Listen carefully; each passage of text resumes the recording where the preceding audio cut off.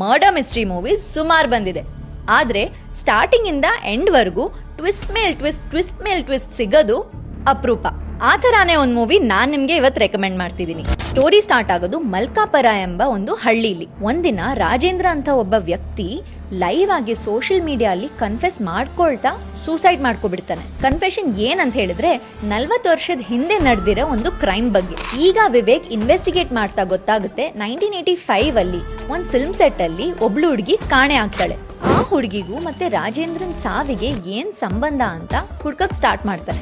ಆಗ 40 ವರ್ಷದ ಹಿಂದೆದು ಸುಳ್ಳು, ಮೋಸ ಮತ್ತೆ ನಿಗೂಢ ಸತ್ಯ ಒಂದೊಂದಾಗಿ ಮುಂದೆ ಬರುತ್ತೆ. ಈ ಮೂವಿನ ವಿಜುವಲ್ ಸ್ಟೋರಿ ಟೆಲ್ಲಿಂಗ್ ಮತ್ತೆ ಬ್ಯಾಕ್ ಟು ಬ್ಯಾಕ್ ಟ್ವಿಸ್ಟ್ ಗಳಿಂದ ನಿಮ್ಗೆ ಒಂದು edge of the seat experience guarantee. Miss ಮಾಡದೆ ಈ ಮಲಯಾಳಂ ಮರ್ಡರ್ ಮಿಸ್ಟ್ರಿ ನೋಡಿ ರೇಖಾ ಚಿತ್ರಂ. ಮತ್ತೆ ಇನ್ನೂ ಸಖತ್ ಮೂವಿ ರೆಕಮೆಂಡೇಶನ್ಸ್ ಗಾಗಿ ಫಾಲೋ ಮಾಡಿ ಸಖತ್ ಕನ್ನಡಿಗ.